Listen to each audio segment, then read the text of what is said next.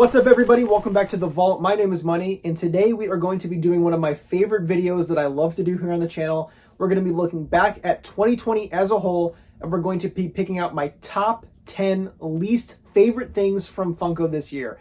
I'm a very opinionated person, so when I see something that I don't like, I love to rip it to shreds. So I'm very excited to be able to do this video and share my thoughts and opinions with you guys. And again, this is just my opinion. These are the things that I personally think that Funko missed. I'm sure you guys have your own opinion, and I would love to hear it, whether it's disagreeing with my stance or sharing your own. Leave me a comment down below, and as long as you guys respect my opinion, I will absolutely respect yours. And without any further ado, let's go ahead and get into my least favorite pops of 2020. So the way this is going to work is that I'm going to be starting with number 10, which is my favorite of my least favorites, even though I hate everything on this list. And then, of course, number 1 will be like my ultimate, like I cannot fucking believe that this actually exists. So let's go ahead and start with number 10, which is the 18-inch Harry Potter from, of course, Harry Potter. So they've done a few different 18-inch pops this year. We got Pikachu, we got Groot, and those kind of make sense in a way, I guess, because, like, you know, Pikachu is, I guess, life-size when he's 18 inches. And the same thing with Groot, like, you know, he's probably a little bigger than he is in the universe, but still, it's to scale, I guess, a little bit. But what the hell does 18-inch Harry Potter have to do with anything? It just doesn't make any sense for me. I think the 18-inch gimmick should be used in terms of, like, scaling things or doing things that are really, really big in, you know, comparison to their material. So for example, an 18-inch pop you can do, like Hedwig would make complete sense because Hedwig's probably about this big in real life. And then maybe even Hagrid would make sense because in comparison to the little pops, Hagrid would make sense to be bigger. But when you just do Harry Potter, it really doesn't make any sense to me. So 18-inch Harry Potter falls at number 10 on this list because I think it's just really stupid. Coming in at number 9 on my top 10 list, we have a pop from the Alien Remix series, and that is Alien as Joy from Inside Out. And this pop looks like it is staring inside of my soul and is telling me that it's going to kill me. Now, this was a specialty series pop that released as part of like a second wave of this series, and it is absolutely terrifying. I don't know what it is about this pop that looks off. Maybe it's the fact that they have the color a little bit weird so it glows in the dark. Maybe it's the pose that it's in. I don't know what it is, but this Alien Remix as Joy falls as number 9 on my top 10 least favorite pops because of the fact that I think that it is secretly plotting to kill me in my sleep. So one of my favorite pops this year was from New York Comic Con, and that is Mermaid Man. I'm a huge SpongeBob fan. I love that they're doing more SpongeBob pops little by little, and I hope that that trend continues in 2021. But with the good SpongeBob pops, there unfortunately have to be bad SpongeBob pops as well. Coming in at number 8 on my top 10 list, we have Barnacle Boy.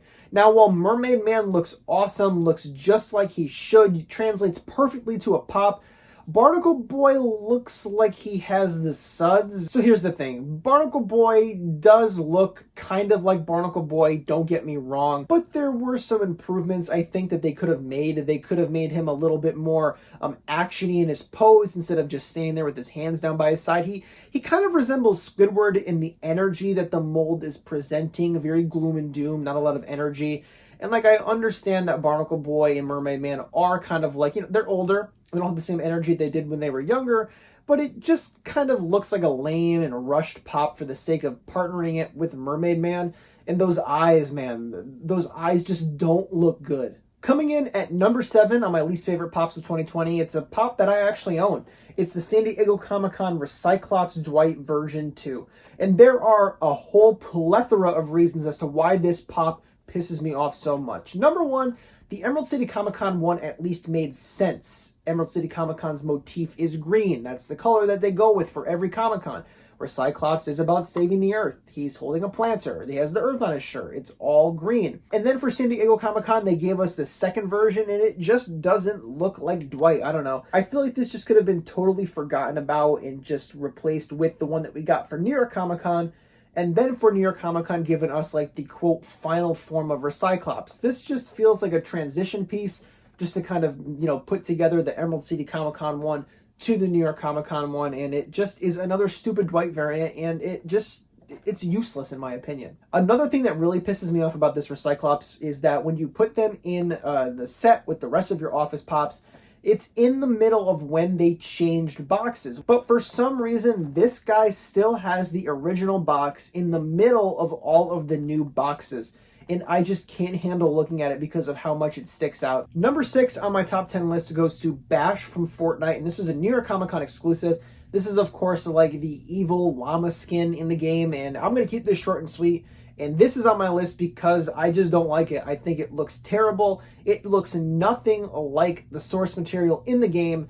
And it's just dumb. There were so many other Fortnite skins they could have done in replacement of this. I mean, Ripley for San Diego Comic-Con was such an awesome pop with the translucent body they gave it. But then you have this Bash monstrosity for New York Comic-Con, and it just looks terrible. Coming in at number 5 is the ad icon, or maybe it's not an ad icon, I don't know. This is the Coca-Cola can. It's not real. This isn't an ad icon, and I believe that this is not an ad icon per se. I think it's its own line of like food items or whatever it is.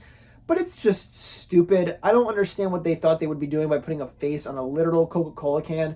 It feels like a waste. It feels like something that only true die-hard ad icon collectors are going to get. And I don't think I'm in the minority here by saying that I think it's stupid, it's a waste, and it is just really, really ridiculous. Coming in as my 4th least favorite pop of the year, we have the Wood Deco Iron Man. Deco, I don't know. Whatever it is. It's this Iron Man where it is completely wood grain, and it just makes no sense. I don't understand these wood deco pops. Like, I just don't understand why these exist. I don't understand why Entertainment Earth is like, oh, let's get a monopoly on all these different exclusives. It just...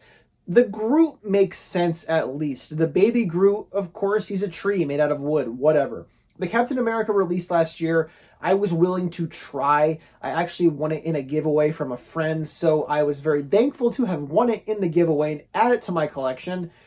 But I really just don't understand the gimmick. Like, who out there is sitting around being like, oh, I can't wait for them to make more wood grain characters and my favorite Marvel superheroes. Like, no, none of us are sitting around doing that. I know for certain that I'm not doing it, so I just don't understand it, and I hope that this gets left behind in 2021. And here we are at the final 3. These are 3 things that it took a lot of thought to put into the order that I am extremely happy with.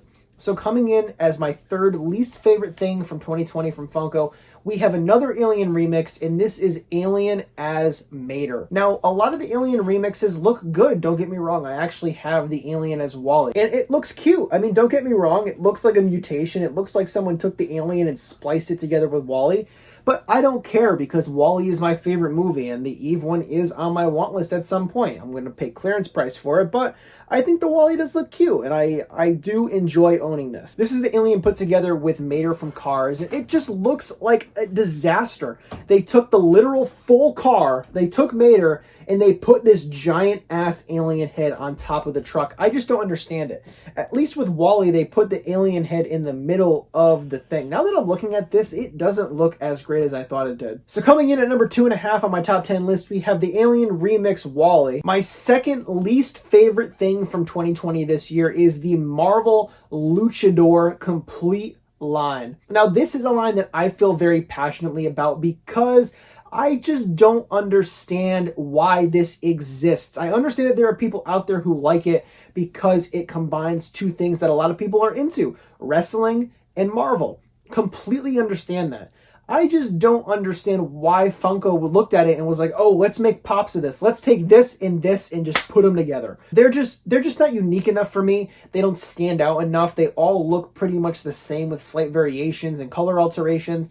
And some of them don't even look that good. The Iron Man one I really don't like. For me, it's a huge pass, and it is very disappointing that the January theme MCC box is going to feature not 1, not 2, but 3 Luchador pops inside of it. So you better bet your bottom dollar that I'm going to be skipping that box because I don't give a shit about this set. And if you do, that's great. I'm extremely happy for you. But for me, these are a very easy pass. And now we find ourselves at my final item on this list, my least favorite thing from Funko in 2020. And that is the entire Marvel Street Art Deluxe series. These things are fucking disgusting.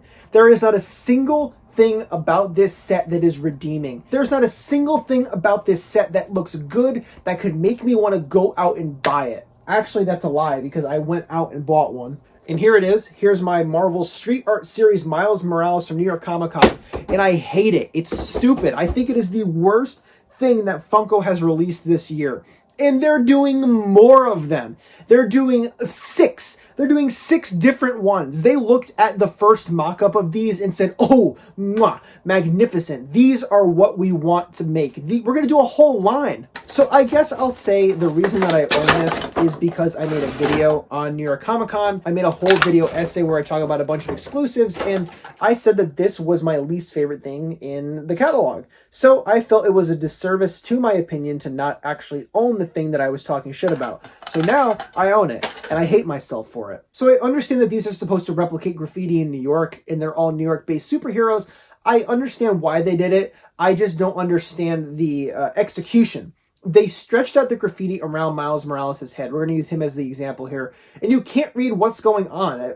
Graffiti can be beautiful at times when graffiti is artwork. I understand that. But this monstrosity is not artwork. This is a disaster. You lose Miles in the stretchiness. Along the side of the head here, the artwork gets completely stretched out and just completely ruined. And that is why the entire Street Art series, not just this New York Comic Con Miles Morales, but the entire set, the Cap, the Iron Man, the Luke Cage, all of them are my least favorite things from Funko in 2020. And there were a lot of really bad things this year. This is just kind of scratching the surface. And I want to hear from you guys down below in the comments. You guys just respected my opinion, and I want to respect yours.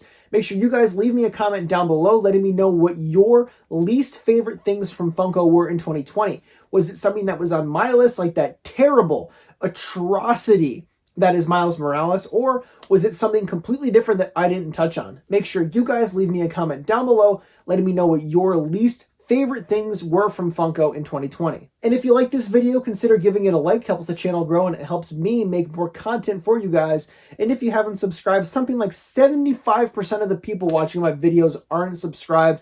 So please consider sticking around and watching all of the other content I post here to my channel. And as always, guys, thank you so much for watching.